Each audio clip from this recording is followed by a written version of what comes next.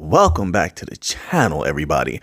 We're going to begin here. A lot of great fun news on this creepy, spooky evening. Now, this is not creepy. This is epic. It's from the cryptobasic.com and it's titled, How High Can XRP Go When the Next Bull Run? You know, everybody's talking about this, right?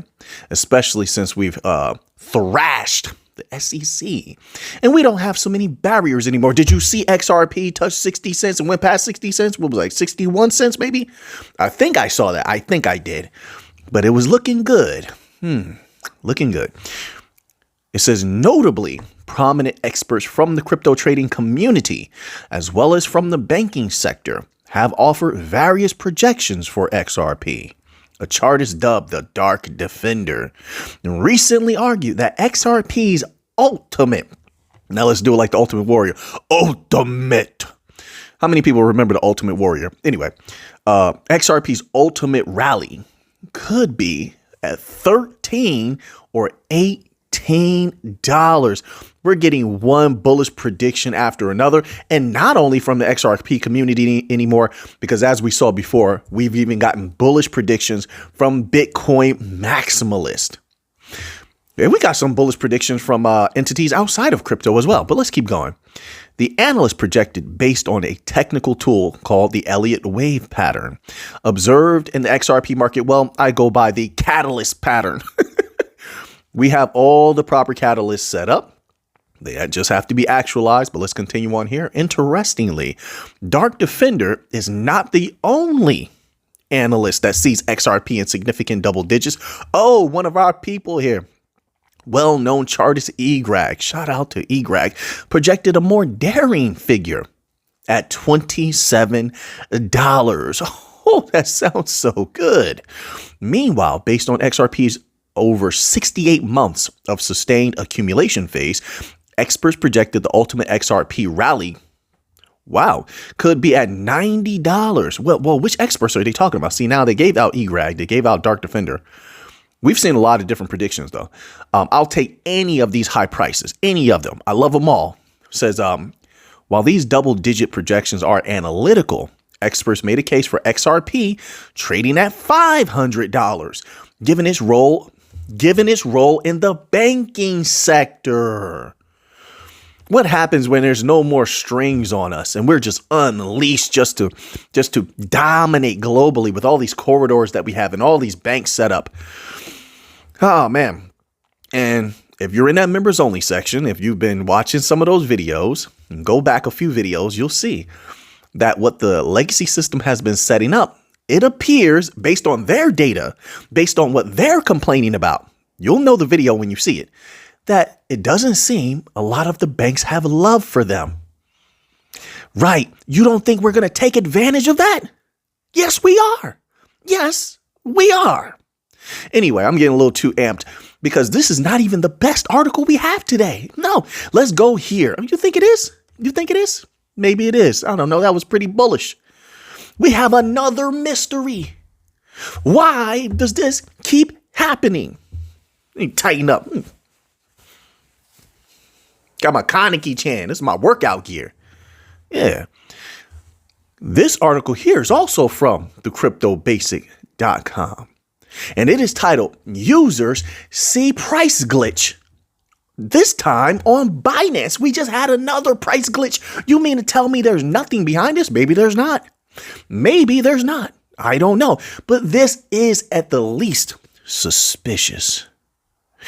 Let's find out what's going on here. XRP price has experienced another price anomaly with videos circulating in the crypto community. Videos. So before you had like one video, you had a bunch of screenshots. This time you got a ton of videos. So videos circulating in the crypto community suggesting surprising values ranging from $579, to $5,800 beautiful dollars. Talk that money to me, muy linda mi gente. Yeah. Oh yeah. I like it. I ain't saying it's going there. There's no guarantees in anything, but I like to hear that. I do. I'm not going to lie to you. I do like it. This time, the XRP price glitch was observed with leading crypto trading platform Binance.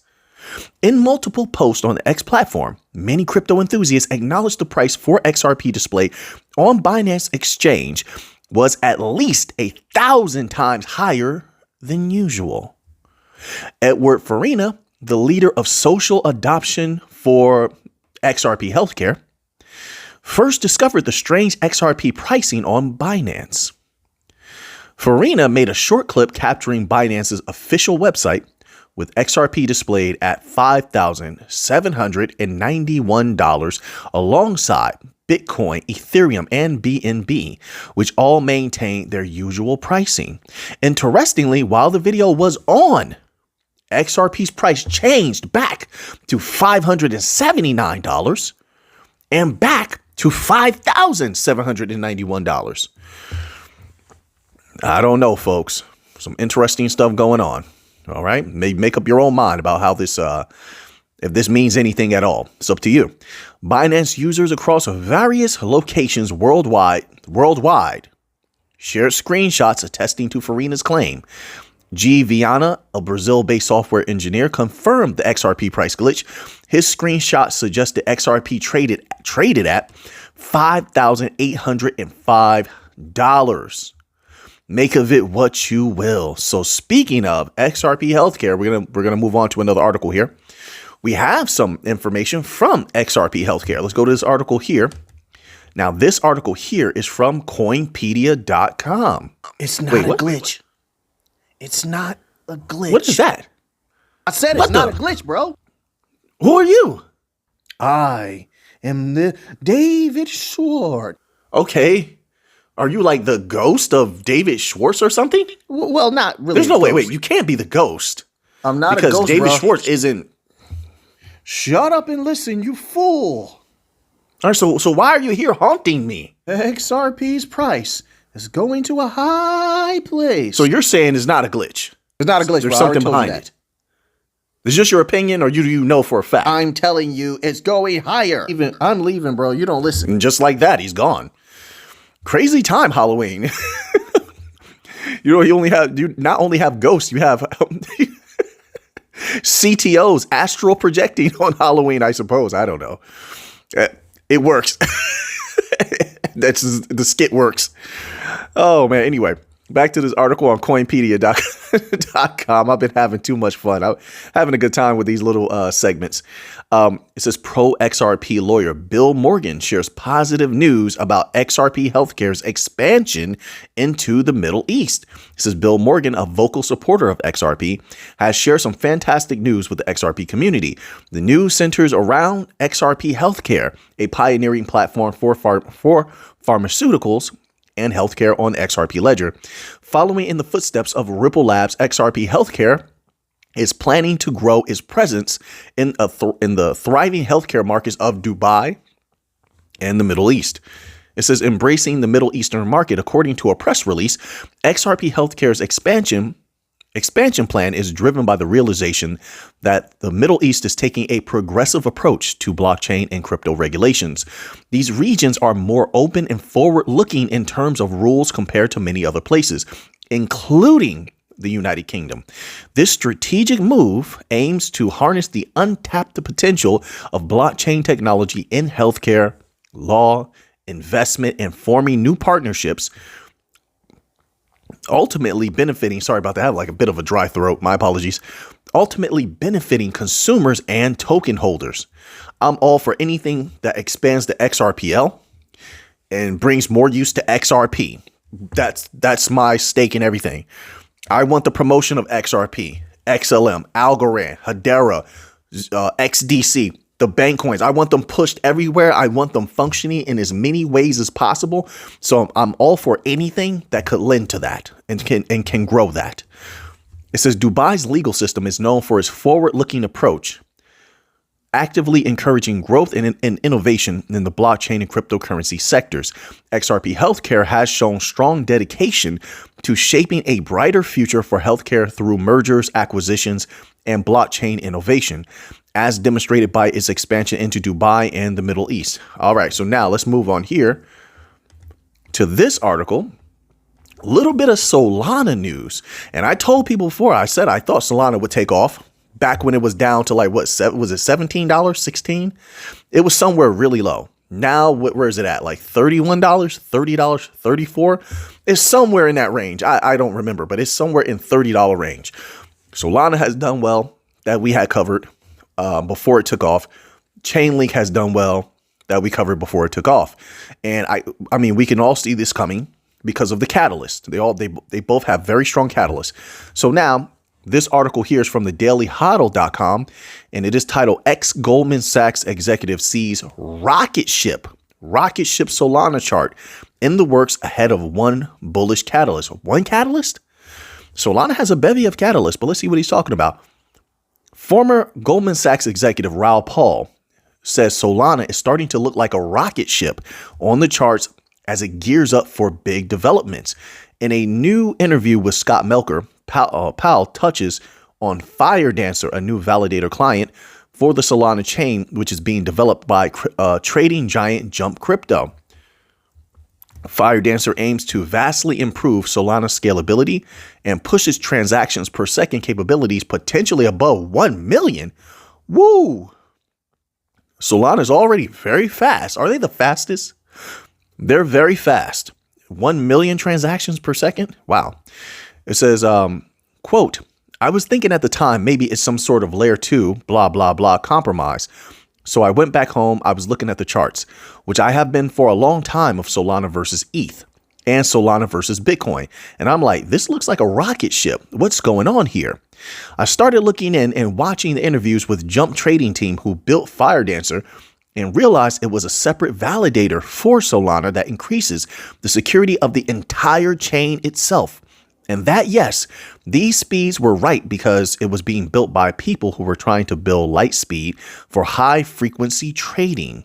I'm like, okay, this is huge, unquote. At the time of writing, there is no set launch date for Firedancer as of yet.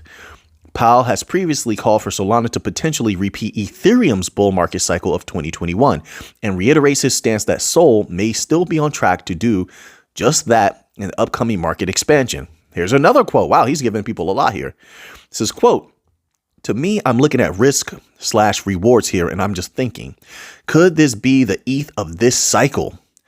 Unquote. That's not taking anything away from ETH. That's not taking away from Bitcoin. I agree with that. There's enough room for everybody to play. Haven't I always said that? He says, what we're trying to do, if we're in this ugly economic world, you want to try to make as many chips as possible when you can. That's the game. I agree with that. I agree with that. All right. So now we're going to close out with this here. All right. Now, this article is from oilprice.com, one of my favorite websites. And it's titled Gold and Silver Shine as Global Safe Havens. Let's scroll up here, and it says, this week, precious metals once again served as safe haven assets for investors and market participants. That said, some precious metal prices, including platinum, continue to slide due to bearish pressure, followed by falling demand. I'm not worried about platinum, though, because there's certain things going on in the industry that will come into play over the next year or two, and that could definitely affect platinum's price going up, right? It says, while the world continues to monitor the conflict in the Middle East, metals such as gold and silver have seen an uptick in demand. Indeed, the redacted is one of the main drivers causing an uptrend within these metals. Generally, investors and traders alike will seek lower risk assets during uncertain times. In this way, precious metals have long served as a safe haven to mitigate risk and exposure. Well, that we know. Let's move on here. All right, so then they go into platinum and palladium. Of course, platinum and palladium prices fell, declining about 2 to 2.5%. That's great for individuals like myself who want to get a little bit more palladium. Well, palladium has a lot of strength. It consolidates for a long time at a higher price. So for palladium to come down, I'm happy to see that, just my personal opinion. It says most analysts attribute this decrease to falling demand in the automotive sector and a slowdown in global economic growth, which is something that people should take note of, that slowing economic growth globally. Now, there's one thing to have deceleration in, let's say, just United States or in Europe, really the West as a whole. They kind of move in tandem together. You know how that works. But to have global deceleration is something I don't think people are prepared for. Massive bankruptcies has already been happening. Tsunami of bankruptcies, massive unemployment, jobs being lost. People are being laid off already. Only more of that is going to come. So that's something that I'm definitely keeping my eye on. And also, we had more deposit flight from the banks. Banks have been doing an absolutely terrible job as of late. So I'm keeping my eye on that. Of course, you know that. It says, as car manufacturers opt in for more clean energy vehicles, they require fewer catalytic converters. Yes, but here's the thing. Because of a lot of tension going on between the U.S. and China. And I think I covered a few articles. I don't know if it was on this channel or the other one, but the U.S. has increased its restrictions on certain artificial intelligence being involved with China's semiconductor chips, right? You can look all this up. So they started restricting that even more, AI-based semiconductor chips. So now, what China did in response to the restriction of semiconductor chips is they said, hey, we're going to restrict or constrain, rather, however you want to phrase it, some of the materials that are needed to make these batteries for electric vehicles. Now, that hasn't been felt just yet. It's always felt later. We have to see if that's going to continue. Now, there's a very strange dynamic going on between the U.S. and China. Why do I say it's strange? Well, in one way, there was videos going all around of certain U.S. political figures saying, hey, we're trying to get back on the good foot with China. We've had a number of meetings with authority figures from China where we're starting to come back to a middle ground and work with each other again. This is what they said. But at the same time, this is why I said this is weird. This is strange. There's still massive amounts of tension between China and the U.S. over Taiwan. That has not been settled. So, that dynamic is the dichotomy there is mind blowing. So I don't know where that's going to go. I'm going to assume that the tensions will remain.